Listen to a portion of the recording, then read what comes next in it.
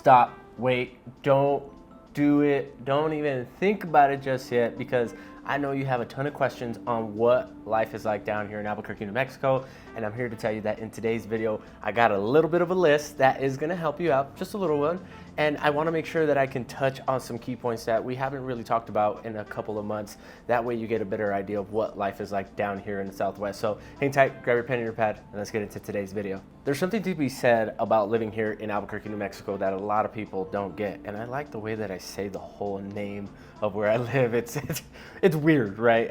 But to be honest with you guys, I've gotten pretty used to it. And a couple of things that I find just super cool about living here is just going to be that it's so lax, it's so chill that making mistakes, nobody really like ponders on it. But that's just a personal thing. And if this is your first time tuning into Living in Albuquerque channel, guys, welcome. My name is Eli. Go ahead and hit that subscribe and notification bell down at the bottom. That way you guys never miss out on any videos, because we are dropping videos just like this one here, talking about what this beautiful state of New Mexico has to offer. Now, if you are planning on relocating down here within the next 6 months or the next year, me and my team are ready to help you guys out. And as licensed brokers, we love to help you purchase that next home down here in Albuquerque, New Mexico, or anywhere in the state actually. And that number popping up on the screen is my direct line. Feel free to reach out at any time, because I'd love to help you guys out with those next steps. One of the biggest questions that I get asked right out of the gate when people are looking to relocate down to New Mexico is, what times of the year is it best to move, right? Each state has their own best times. People have their own best times, all depending on what's going on in their life or why they're relocating. But to be honest with you guys, this is gonna sound so weird, but the colder months are really not the best, right? Because you're having to deal with snow and all that stuff. But any other time, come on down. Throughout the whole year, and this is how good our weather is, down here in New Mexico, we get 300 plus sunny days of good weather. So anytime during the year besides like January, late December, even going into like February, honestly, when we're dealing with more snow, just depending on what side of the country you're coming from, I would recommend for anybody to move down in anywhere in between those time periods, right? So if you're looking to move in spring, summertime is great because a lot of people are going in and out of town, so there's not a lot of activity. School is out, so the freeways aren't busy. It may be a little hotter, but you trade one thing for another. And then of course, fall time, same thing, weather's good. The only time I wouldn't recommend looking to relocate down here is in October, like the first 2 weeks, because of Balloon Fiesta. The streets are gonna be super busy and there's gonna be people all over the place. It's the busiest time of the year here in Albuquerque. But other than that, any time of the year that you wanna pick, of course, if you wanna know if it is snowing down here and if we are expected to get some snow, or if you're looking to relocate at a certain time, we can always chat about that over our quick Zoom call. But that's what I recommend, and make sure you write that down because it's gonna be super important. The second topic, guys, is a strange one to me. Like, I don't know how we came to this point. Like, Albuquerque has become like a hub spot for local craft beer, and I get it to a point, but at the same time, I didn't realize the culture behind it. Like, people really like dive into this stuff, and it's awesome, right? For one, crafting beer is totally an awesome like skill set. People want it, people like it, people ask for it. Why not fulfill that need? So totally get it, supply and demand. But to the level that most people are like cult about some of the breweries down here is actually pretty insane. So if you're into like the craft beer scene and stuff like that, not saying that if you're not, Albuquerque isn't for you, but beware that everywhere that you go, if you don't know where these local breweries are at, they're almost like landmarks.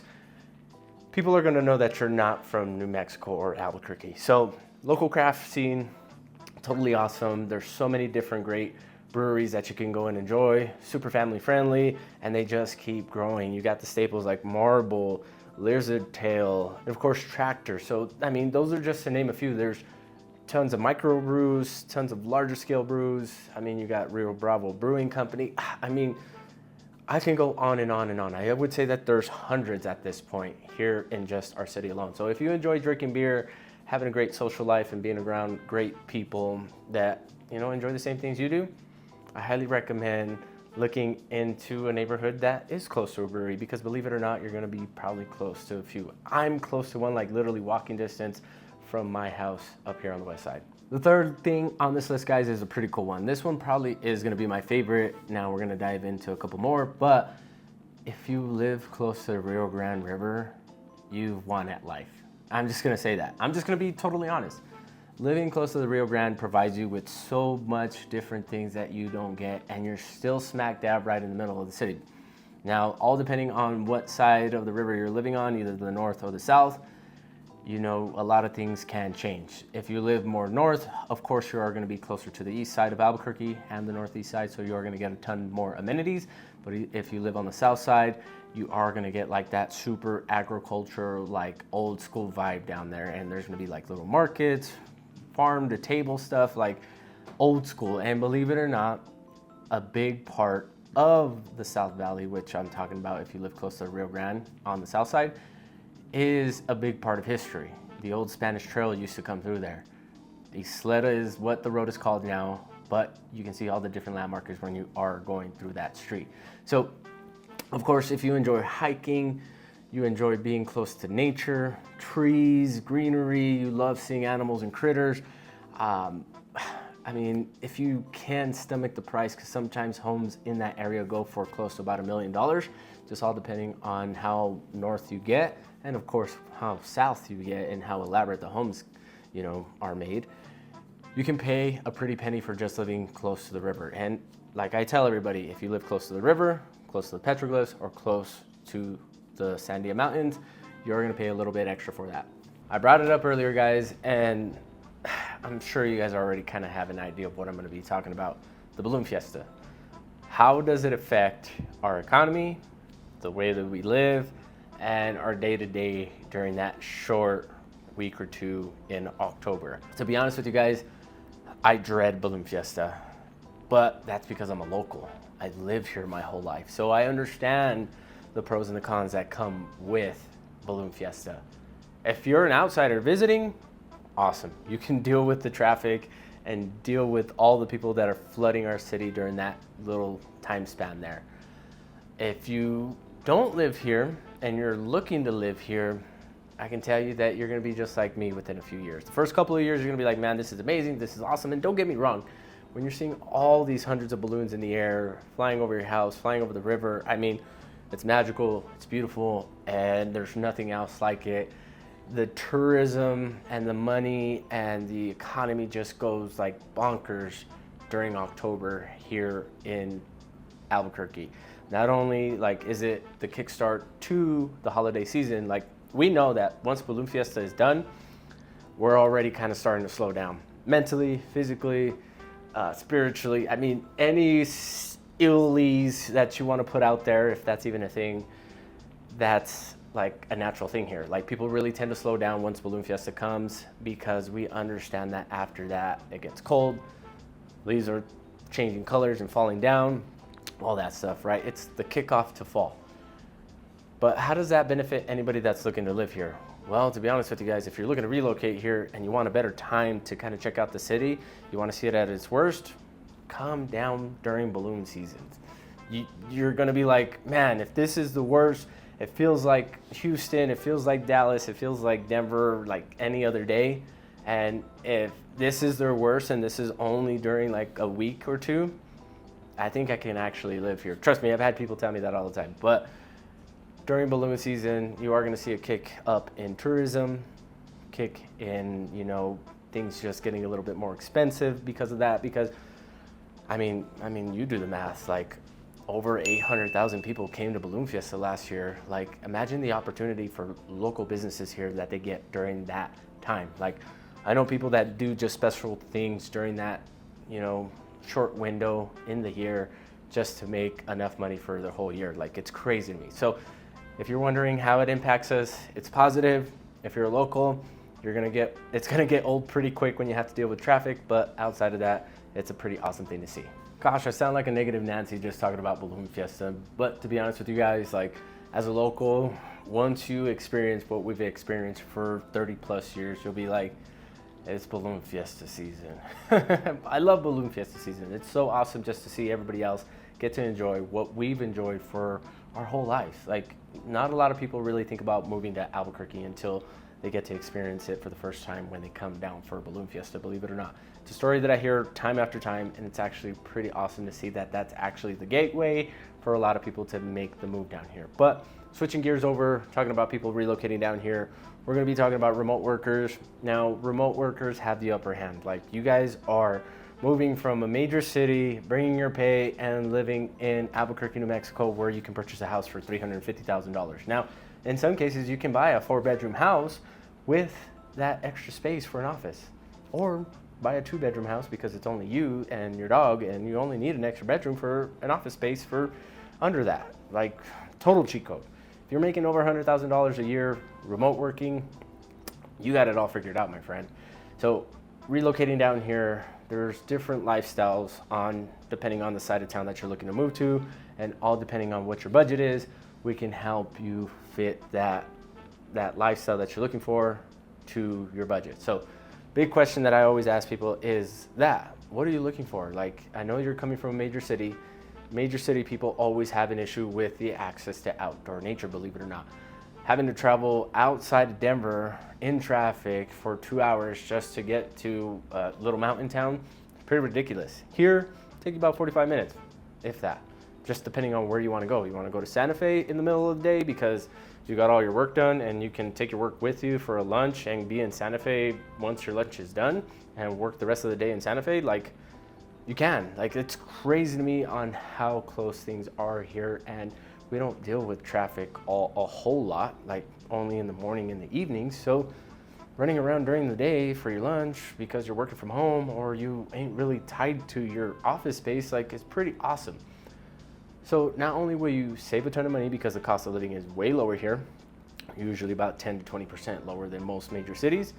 And of course, the national average for a house right now is close to about $500,000. Here in Albuquerque, it just went up. I know we've kept saying 350, but it's closer to around 370, believe it or not. So things are getting more expensive, but nevertheless, Albuquerque is still way cheaper than most major cities. So if you want easy access to outdoor nature, lower cost of living, and a slower pace of life with, you know, a pretty decent budget that you're getting from remote work, hey, come on down. The last topic that I want to bring up in this video, guys, is going to be things that you should look out for in homes in Albuquerque. Now, I know that the Southwest style is so dope. It looks awesome. Like, where else can I buy this? Where it's like history just sitting there. It's like, right? There's a caveat to houses like that. Houses that have that Southwest style, adobe, flat roofs. I mean, if they're not modernized or have been updated, I definitely would look into if anything's ever been done. Now, if you see that nothing's ever been done in some of these houses that look like this, proceed with caution. And we can help you guys discover all this, right? When we do inspections and all that stuff, like, that's a whole conversation for a whole different day. But just know that not everything is what it seems. Down here in Albuquerque, DIY was the thing back in the day. And of course, when you are looking at poor states, not a whole lot of resources, not a whole lot of money, people had to get crafty and did things on their own. Like, you'll run into places that have some pretty unique features that you're like, where's the permits for this? And they're like, we built this back in like the 50s or the 30s. And we're like, whoa, like, definitely not going to be able to get permits for that. And majority of the time, those things have been grandfathered in. So whenever you are looking for houses and you do run into some unique features in some of these places, we can help you discover the reality of our whole landscape here, because people just did what they had to get by. You'll see that, I mean, not the greatest of work always being done. And we run into those issues from time to time on those older homes. But all depending on what side of town you're living on, the most basic thing that I can say is that anywhere on the east side is going to be older homes, so you are going to deal with old home problems.